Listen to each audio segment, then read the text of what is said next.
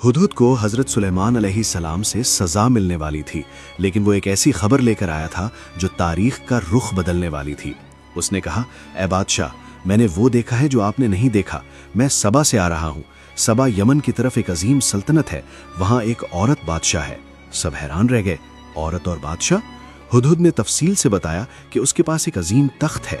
हज़रत सुलेमान ने पूछा, कितना अजीम? रिवायत में आता है कि वो तख्त सोने का था, हीरों और जवाहरात से सजा हुआ, 40 हाथ लंबा और 40 हाथ चौड़ा। हुदहुद ने आगे कहा कि उसे और उसके कौम को हर चीज दी गई है, दौलत, सल्तनत, ताकत, सब कुछ। मगर फिर हुदहुद ने वो बात कही जो सबसे ज्यादा दर्दनाक थी। उसने कहा, मैंने उन्हें देखा कि वो सूरज को सजदा कर रहे हैं, अल्लाह को नहीं। शैतान ने उनके अमाल उन्हें अच्छे दिखा दिए और उन्हें सीधे रास्ते से रोक दिया, इसलिए वो हिदायत नहीं पाते। फिर हुदहुद ने अपने अकीदे का इजहार किया कि अल्लाह वो है जिसके सामने कोई चीज छुपी नहीं रहती, न जमीन में न आसमान में। हजरत सुलेमान सोच में पड़ गए कि ये कितना बड़ा फितना है। फिर हजरत सुलेमान ने फरमाया, हम देखेंगे कि तू सच कह रहा है या झूठ। उसके बाद उन्होंने एक खत लिखा, हुदहुद को दिया और कहा, ये खत ले जा और उनके पास डाल दे, फिर हटकर देखना कि उनका जवाब क्या होता है।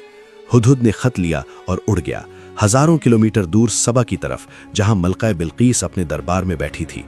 हुदहुद सबा पहुंचा। मलका बिल्कीस अपने तख्त पर थी। अचानक आसमान से खत गिरा। मलका हैरान हुई। उन्होंने खत खोला। उसमें लिखा था, बिस्मिल्लाहिर्रहमानिर्रहीम। फिर लिखा था, मेरे मुकाबले में सरकशी मत करो और मेरे पास मुसलमान बनकर आओ। मलका बिल्कीस घबरा गई। इतनी ताकत, इतना यकीन। उन्होंने अपने वजीरों को बुलाया और कहा, ऐ सरदारो, मुझे एक अजीम खत मिला है। सब ने मशवरा किया। कुछ ने कहा जंग करो, कुछ ने कहा तोहफे भेजो। मलका समझदार थी। उसने सोचा, पहले देखती हूँ ये कैसा बादशाह है। मलका बिल्कीस ने तोहफे भेजे, सोना, चांदी, हीरे, जवाहरात। सफीर हजरत सुलेमान के पास आए और तोहफे पेश किए। हजरत सुलेमान ने देखा और मुस्कुरा दिए।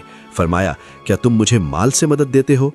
जो अल्लाह ने मुझे दिया है वो इससे बेहतर है जो तुम्हें दिया गया है। फिर सख्त लहजे में फरमाया, वापस जाओ उनके पास। हम उनके पास ऐसे लश्कर के साथ आएंगे जिसका वो मुकाबला नहीं कर सकेंगे और हम उन्हें वहां से जलील करके निकाल देंगे। सफीर डर कर वापस चले गए।